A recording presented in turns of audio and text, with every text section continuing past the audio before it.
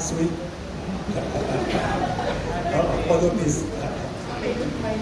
Actually, ano lang, ang naunod ko talaga yung pulang araw, up to date. Siguro na-add ko lang, hindi naman siguro natin talaga pwedeng i-generalize lahat sa bawat bansa. Kasi let's all face it, kahit naman sa Pilipino, may mga nasa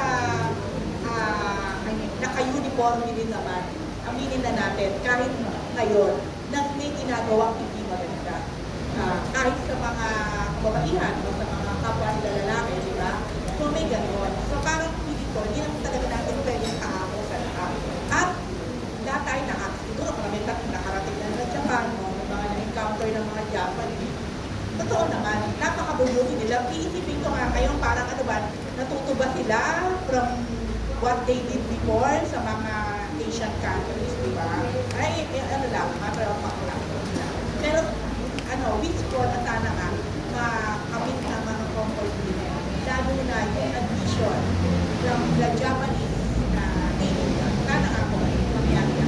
And, ang question ko lang, medyo ilit lang ako kanila. Yes. So, lighter lang. Anong feeling nyo as Lynn and Tanya? Basically kayo dalawa and even David, ang palaging nasa side sa mga comment, na comment, na napaka-husay ninyong pagganap sa pulang. Sobrang talented ako kayo.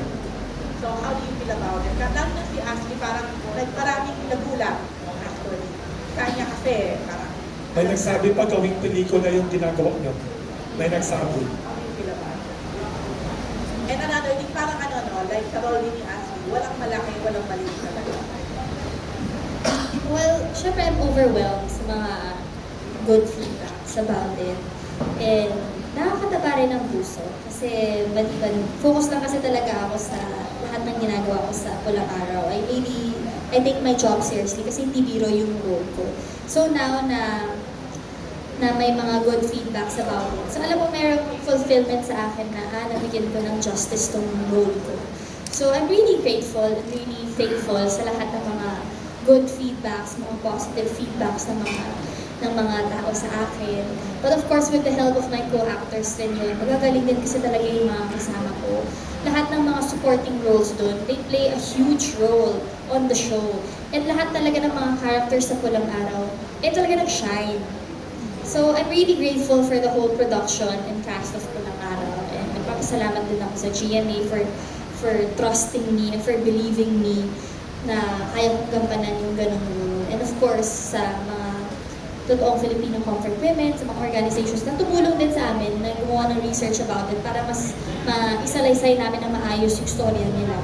And sana patuloy nilang supportahan ang Pulang Araw kasi until now, ongoing pa rin po yung dating namin.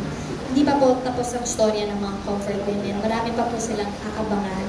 Marami pa mga revelations na dapat abangan.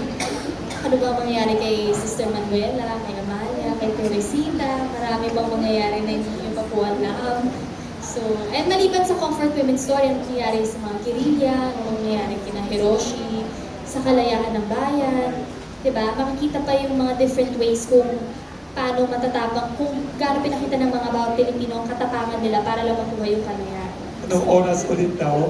Paki-mention ulit. Anong oras every night yung TV show niya? Baka pwede niyo i-mention anong oras. Kasi marami rin yung message dito na congratulations, ang galing daw ninyo mag-acting. Congratulations sa GMA 7 and Pulang Araw. Baka pwede niyo i-mention ulit anong oras to remind everyone to watch it. What day of the week? Ayan po, mapapanood niyo po ang Pulang Araw, Mondays to Fridays po yan sa GMA prime time at 8 p.m. At pwede niyo rin po mapanood sa Netflix. Every day rin sila naglalabas ng episodes except for, I think, Monday, Tuesday, Wednesday. Wednesday and Thursday, ayan po. Pero Friday to Tuesday, naglalabas ng bagong episodes sa Netflix. So, Bago tayo lumipat sa kabila, may pahabol lang, ay, isa niya pa. Yes, actually, isa niya. Na magaling daw kayo mag-acting. Ang galing daw ninyong dalawa mag-acting. Salamat po. Unang-una sa lahat, maraming salamat po talaga sa lahat po ng sumusuporta nitong Pulang Araw. Dahil sa mga tweets and comments niyo po, talagang makikita namin yung grabe yung, may mga tao nga yan na nagko-comment na ngayon lang daw sila nakapanood ng isang teleserye na talagang tumatabo sa puso nila, na talagang tatatak na marami silang aral na matutunan talaga. Dahil it's about na po si history ng Pilipinas. At nakakatawa po talaga, I really feel grateful din po talaga na naging parte ako ng isang makabuluhang historical drama po ng GMA. At ang sarap lang sa pakiramdam na maging parte nito dahil alam ko na hindi lang ito yung henerasyon na makakapanood nito. At pwede rin to sa mga bagong henerasyon. Yun nga po, maraming salamat sa lahat po na nagmamahal sa character namin. Napakahuhusay po talaga ng lahat doon. Kahit there's no big or small roles po talaga. Dahil, sinabi ko na rin po ito sa live stream namin before, na nakakatawa no, kahit yung talents namin, mga talents namin, kahit nawala sa kanila yung camera, talagang todo sila. Binibigay nila ng todo yung kung ano yung hinahanap sa character nila. At na-appreciate po namin yun. Opo, sobrang uhusay po talaga ng mga scriptwriters natin, ng directors, ng buong production. Wala po talagang tulang kabigin doon. At nakakatuwa po at napakasarap sa pakiramdam na makatrabaho sila, maging parte nito. Siguro po yung mga magagandang nare-receive namin comments, bonus na lang po yun. Pero kung ano po yung ginagawa namin para sa show na to, hindi po talaga para sa amin, kundi para po sa mga comfort women na nakakapanood din po pala sa akin. Meron pong iba na, hindi ko nga po alam kung ano po yung nararamdaman nila kapag napapanood nila yon.